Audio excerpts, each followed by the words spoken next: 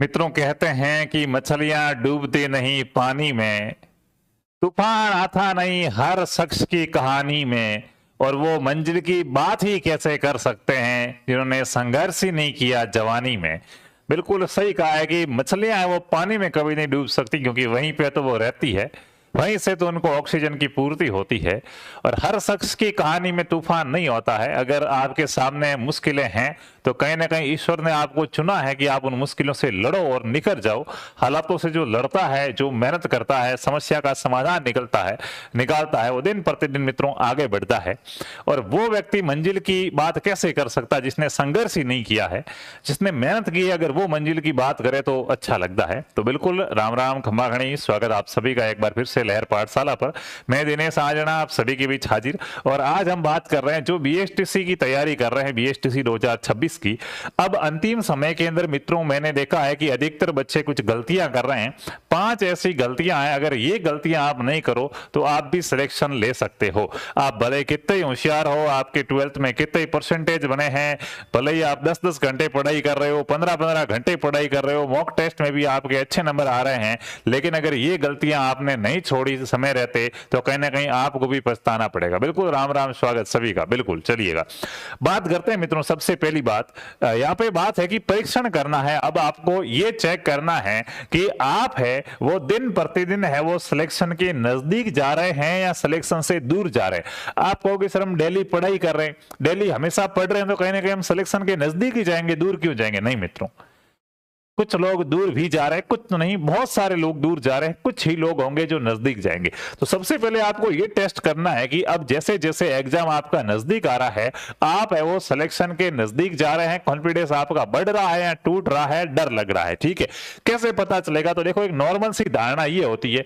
कि भाई हम दिन प्रतिदिन सिलेक्शन के नजदीक जा रहे हैं या सिलेक्शन से दूर हो रहे हैं। तो ये आइडिया ही लगा दिया जाता है कि मान लो कि प्रतिदिन आप जो भी टेस्ट वगैरह देते हो या आपकी जो पढ़ाई करते हो उसमें अगर ग्रोथ दिख रही है, आपको लग रहा है कि मैं कुछ अच्छा कर पा रहा हूं, तो आप सोचते हैं कि कहीं ना कहीं मैं आगे जा रहा हूं, यानी कि मैं अच्छा पढ़ रहा हूं। दूसरा, अगर आप अब ज्यादा सीरियस रहने लगे कि पहले तो यार मैं बहुत ज्यादा हंसी मजाक वगैरह करता था और अब मैं एकदम सीरियस होकर पढ़ाई कर रहा हूं क्योंकि अभी मेरे एग्जाम को समय क्या रहा है, बहुत कम रहा है, तो इस प्रकार से भी आप अंदाजा लगाते हैं कि आप मंजिल के कहीं ना कहीं नजदीक जा रहे हैं। दूसरा, बहुत से साथी ऐसे कि सर अब मैं पहले से ज्यादा पढ़ाई करता हूं, पढ़ाई को समय में बहुत ज्यादा देता हूं, पहले मैं 3-4 घंटे पढ़ता था, अब मैं 5 से 7 घंटे पढ़ने लगा हूं। और उसको आप समझ लेते हैं कि आप सामान्यतः क्या है कि मंजिल के नजदीक जा रहे हैं। और कुछ ऐसे है कि सर पहले मैं मोबाइल बहुत ज्यादा देखता था, सोशल मीडिया का प्रयोग बहुत ज्यादा करता था, अब बहुत कम करने लगा हूं, तो कहीं ना कहीं मैं अब सिलेक्शन के नजदीक हूं। तो मित्रों, हो सकता है कि अगर आपका स्कोर अच्छा बढ़ रहा है तो आप सिलेक्शन के नजदीक जा रहे हैं, अब आप ज्यादा सीरियस होकर ज्यादा टाइम तक पढ़ाई कर रहे हैं और सोशल मीडिया का यूज कम कर रहे हैं, तो हो सकता है कि आप मंजिल के नजदीक जा रहे हैं।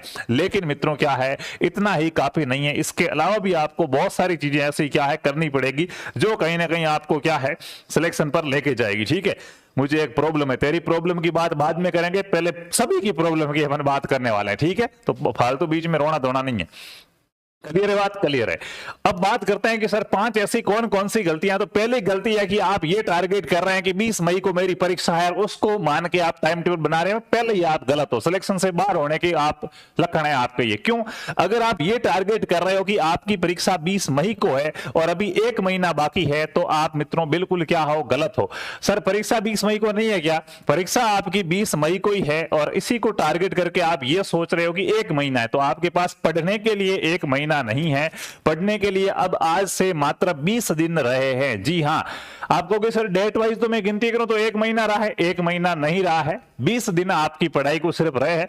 लास्ट के जो 10 दिन होंगे उसमें आप प्योर पढ़ाई नहीं कर पाएंगे, मैं कह देता हूं। उस समय आपके मन के अंदर कहीं ना कहीं क्या है, डर रहेगा कि क्या होगा मेरा, मैं क्या करूंगा, कैसे करूंगा। इसके अलावा आपका कॉन्फिडेंस बहुत है ज्यादा लूज हो जाता है इस समय के अंदर और आप चीजें भूलने लगते हैं। आपने पढ़ा बहुत सारा होता लेकिन आपको लगता है कि यार मुझे याद कुछ नहीं है, जबकि पढ़ा बहुत सारा होता फिर भी लगता है कि मुझे याद नहीं है, मुझे याद नहीं हो रहा। तो ये जो 10 दिन है, लास्ट के 10 दिन, इसमें कुछ हमें अलग करना होगा, उसकी अपन आगे बात करेंगे। फिलहाल आपको पहली बात, आपका जो भी सिलेबस अधूरा रहा है आप उसको 1 महीने का टारगेट मान के तैयारी मत करना। आपका जो भी सिलेबस वगैरह अधूरा रहा आप उसको 20 दिन के अंदर कैसे क्लियर किया जाए उसी को टारगेट मान के तैयारी करनी। पहली बात मैं आपको ये बता दूं, ठीक है? 20 का मान के तैयारी करोगे तब 25 दिन में पूरा होगा, 30 का मान के तैयारी करोगे कि 1 महीना पड़ा है, होगा ही नहीं पूरा। ठीक है, चलिएगा, दूसरी गलती की बात करते हैं तो नोट्स लिखना। बहुत सारे मेरे साथी है जो अभी भी नोट्स लिख रहे हैं। जी हाँ, पहले आपके पास समय था, आप संभले होते तो अच्छा होता। अब अगर आप नोट्स लिखने का प्रयास कर रहे हैं कि अब मैं नोट्स लिखूंगा और अभी 5-10 दिन नोट्स लिख लूंगा, उसके बाद उसको याद करूंगा, तो शायद आप 2027 में उसको याद कर सकते हैं, 2027 की BSTs के लिए याद कर सकते हैं। 20 मई से पहले आप नोट्स लिख भी लोगे और उसको याद कर लोगे, इतना पॉसिबल नहीं है। तो क्या करना चाहिए, मान लो किसी ने कोर्स ले रखा है, अभी कोर्स वगैरह लेंगे हम, क्या करेंगे, तो आप वो वीडियो देख के जो नोट्स लिखते हो, ये नोट्स थोड़े से गलत है। आपने मान लो कोर्स वगैरह भी ले रखा है, तो क्लास को आप 2x की स्पीड पे, ऐप में 3x की स्पीड है, अगर आपके कंफर्टेबल है तो 4x की स्पीड भी है, उसके ऊपर आप फटाफट से क्लासें देख लीजिएगा। उसके बाद अब आप कोशिश करिएगा कि PDF से क्या कर लिया जाए, याद कर लिया जाए। और PDF में कुछ ऐसी चीजें जो आपको लगे कि ये बहुत ज्यादा जरूरी है, उनको आप शॉर्ट के अंदर हिंट के रूप में, हेडिंग के रूप में क्या कर सकते हैं, नोटबुक के अंदर लिख सकते हैं। पूरे क्लास देख देख कर लिखना करना, वो अब आप प्लीज मत करना, ये एक गलती है, ठीक है।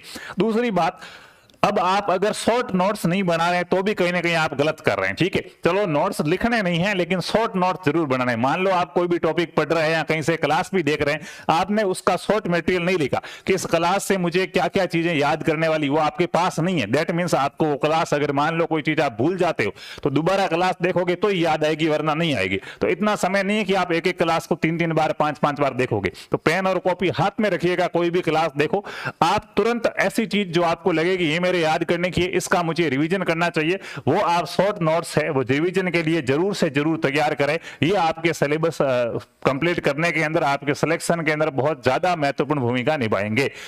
और क्लास है उसको मैंने आपको कह दिया कि फास्टली पूरा कर लो। तीसरी गलती है कि बहुत सारे बच्चे राजस्थान सामान्य ज्ञान ही पढ़ रहे हैं।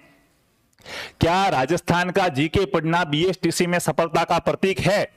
तो है जरूर, लेकिन सिर्फ राजस्थान जीके पढ़ना BSTC में सफलता का प्रतीक नहीं है। मित्रों, इस चीज को समझिएगा।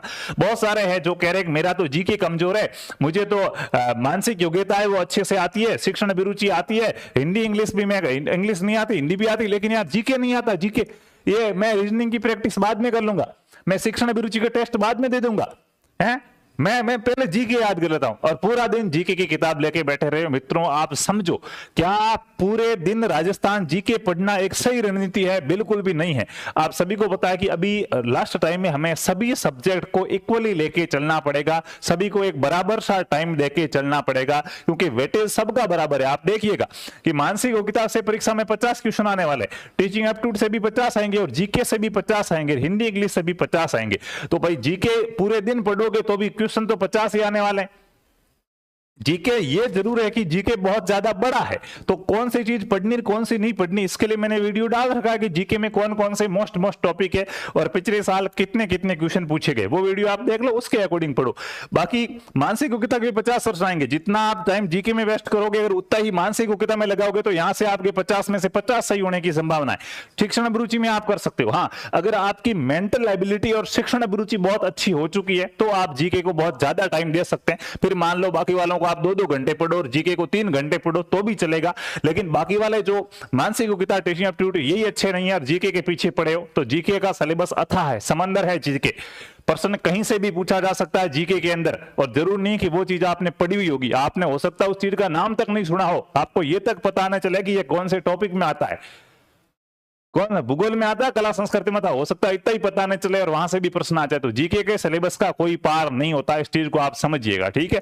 तो ये चीज आपको ध्यान रखनी है। आपको अपना स्कोरिंग सब्जेक्ट पहचानना है और उसके आधार पर आपको अपना टारगेट सेट करना है कि कौन से सब्जेक्ट में मैं अच्छा स्कोर कर सकता हूं, और फिर उसके अंदर आप ये करो कि भाई मुझे इस सब्जेक्ट के अंदर कितने क्वेश्चन सही करने हैं, इस चीज पे आपको क्या करना है, फोकस करना है। तो जीके पढ़ना जरूर है, लेकिन सिर्फ शॉर्ट के अंदर आपको जीके पढ़ना है, वो भी मोस्ट क्वेश्चन पढ़ने हैं, ठीक है। अब थ्योरी आप नहीं पढ़ पाओगे, पहले से बता दूं। अब आप ज्यादा से ज्यादा क्या करना शुरू कर दीजिएगा, क्वेश्चन आंसर पढ़ना शुरू कर दीजिएगा राजस्थान जीके में। पहले से पढ़ते आ रहे हैं तो रिवीजन करो, अच्छी बात है, लेकिन जिनका कंप्लीट नहीं हुआ वो क्वेश्चन आंसर के माध्यम से इसको कंप्लीट करने की कोशिश कीजिएगा।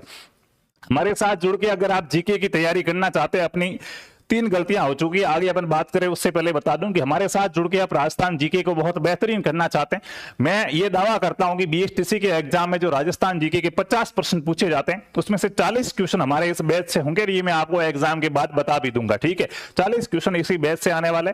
अभी ऑफर चल रहा है, 249 रुपए के अंदर आपको आरपी स्टडी ऐप के अंदर ये बैच मिलेगा। प्ले स्टोर पे जाना है और सर्च करना है आरपी स्टडी, ऐप आएगा, उसको डाउनलोड कर दो, वहां पे पेड कोर्स में जाके बैच ज्वाइन करो। एमसीक्यू बैच है, question answer most question answer इसमें कराए जाते हैं।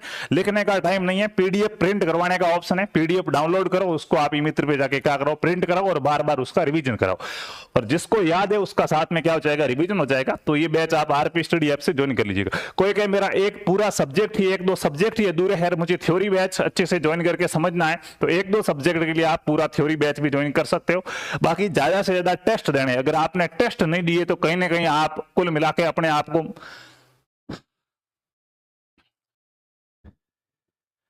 इनको भी अब नौकरी चाहिए हैं।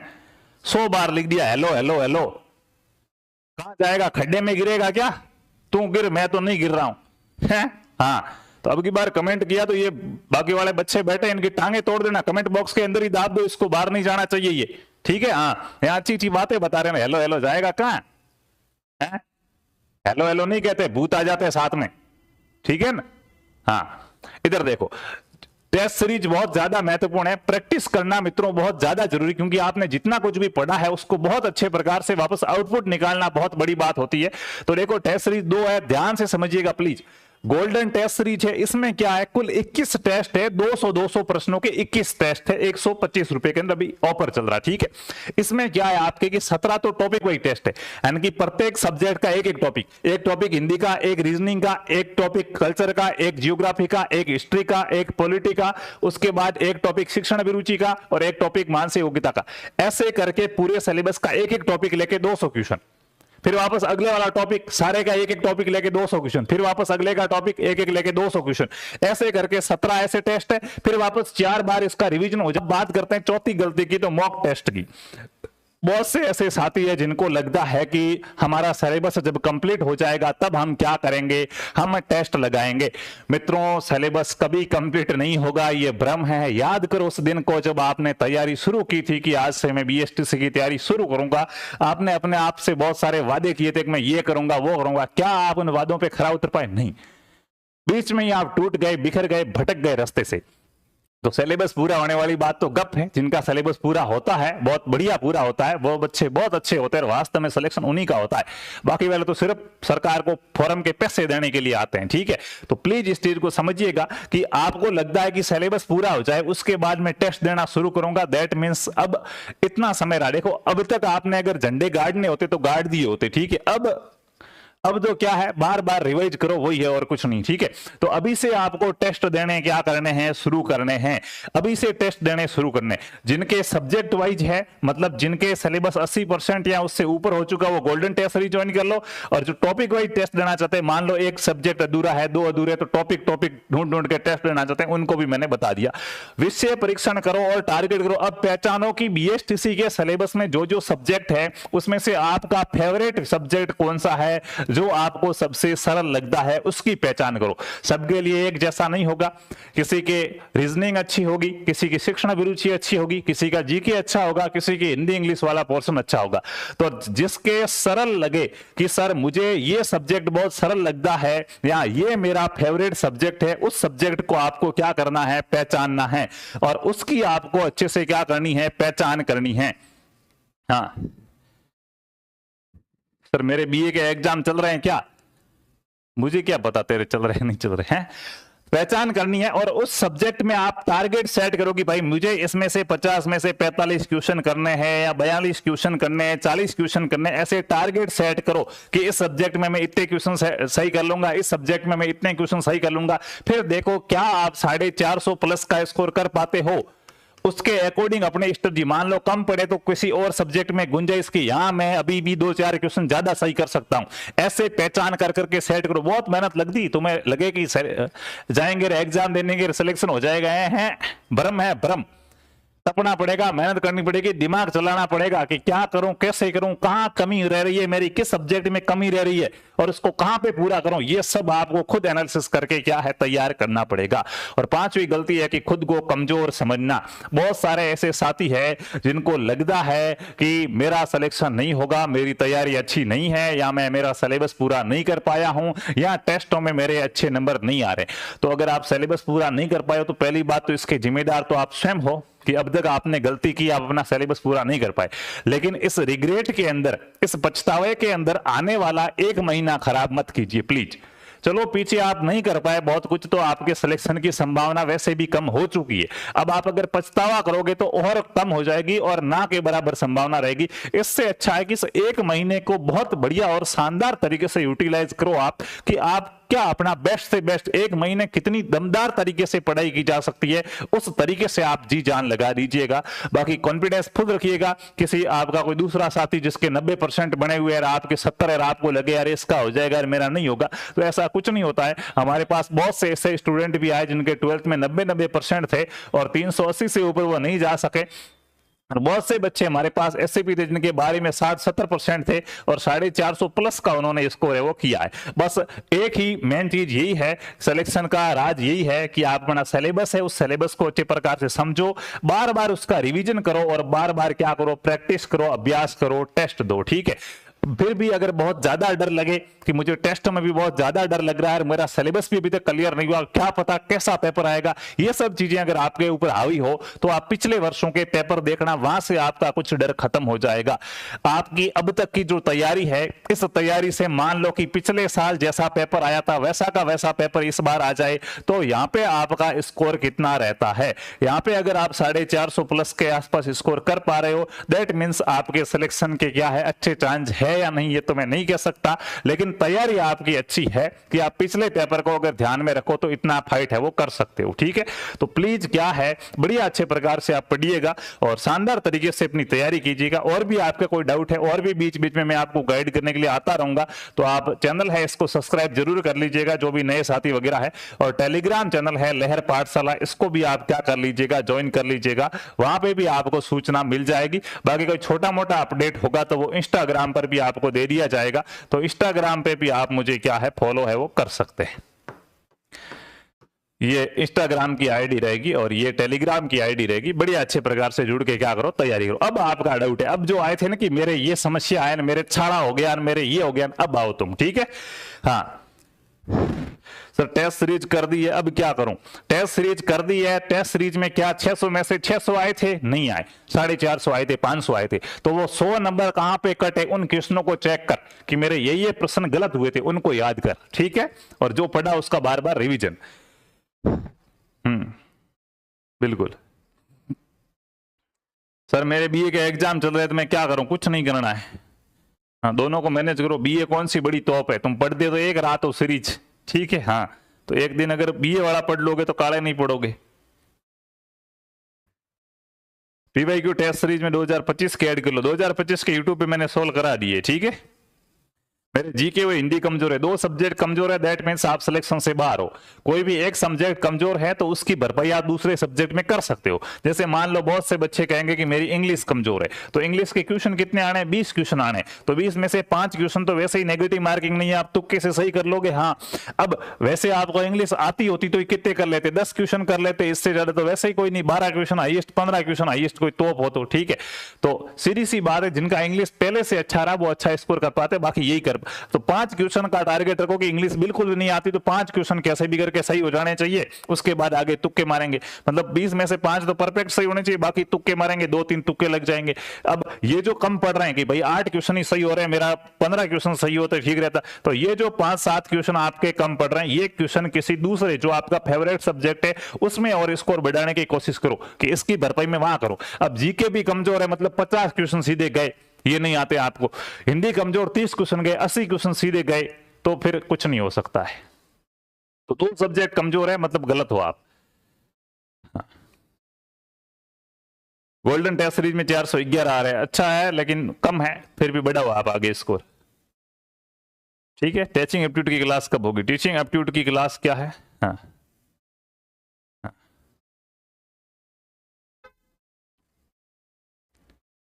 मेरा 30% हुआ, मैं सिलेबस पूरा कर सकता हूँ। देख लो आप, इतने टाइम में आपने 30% कर लिया है, अब कितना टाइम रहा है, क्या कर सकते हो, खुद की योग्यता खुद पे देखो भाई। मैं बुक के माध्यम से प्रैक्टिस कर रहा हूँ, ठीक है क्या? बिल्कुल ये भी ठीक है, लेकिन बुक में टिक कर रहा हूं तो नहीं। बुक के माध्यम से प्रैक्टिस कर रहे हो तो बाजार से 10-20 रुपए लगेंगे, वो मार्कशीट लाना, गोला भरना, फिर किसी दूसरे से चेक करवाना कि ले ये किताब और ये गोला। तुम खुद को ज्यादा नंबर दे देते हो, मुझे पता है, हैं? तो दूसरे से चेक कराओ तो सही है। टीचिंग एप्टीट्यूड में 40+ आ रहे, आ जाएगा क्या नंबर? भाई सिर्फ टीचिंग एप्टीट्यूड एग्जाम में नहीं आएगी। अगर सिर्फ टीचिंग एप्टीट्यूड एग्जाम में आती तो कहते कि 40 हो रहे हैं। जीके भी तो आएगी, एक सब्जेक्ट मजबूत होने से भी कुछ नहीं होता। टीचिंग एप्टीट्यूड में तो मान लो कि आप 50 में से 45 लेके आ जाओ, हैं? और जीके में तुम्हारे आए 12 क्वेश्चन 50 में से, ठीक है। रीजनिंग में आए तुम्हारे 23 क्वेश्चन, तो होगा क्या? नहीं होगा। तो एक सब्जेक्ट में बहुत ज्यादा स्कोर आ रहा, दूसरे में कम आ रहा, तो भी नहीं हो पाएगा। सबको बढ़िया अच्छे प्रकार से मैनेज करके चलना पड़ेगा।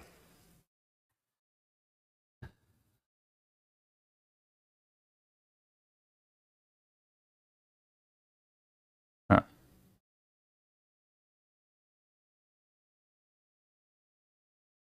मैंने अभी तक कोई टेस्ट नहीं लिया, कौन सा लूं? देखो, अगर आपका सिलेबस है वो 80% के आसपास हो चुका है तो सीधी सी बात है, आप गोल्डन टेस्ट सीरीज लो।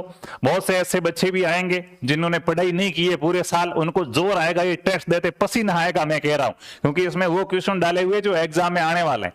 छोटी मोटी तैयारी यार, आप खुश होने के लिए टेस्ट देते हो ना, ये टेस्ट दिया 450, अगर खुश हो गए, एग्जाम में जाते हो यही हुए ही नहीं, फिर कहते हो परीक्षा में तो 450 आ रहे थे, अरे टेस्ट में तो मेरे 450 आ रहे थे, एग्जाम में सिलेक्शन ही हुआ, पेपर आउट हुआ है। उन्होंने कुछ गलत किया? कुछ नहीं किया, तुमने वो हल्के फुल्के टेस्ट दिए थे जो तुम्हें बहलाने के लिए होते हैं कि ये तुम होशियार हो।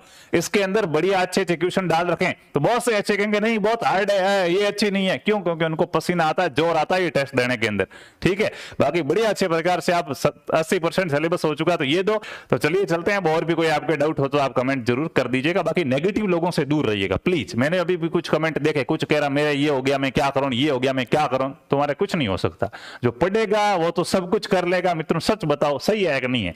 क्या बिना मेहनत किए कुछ मिलता है जिंदगी में? नहीं मिलता है। मारवाड़ी में के पगारे धूड़ ही नहीं छेटे।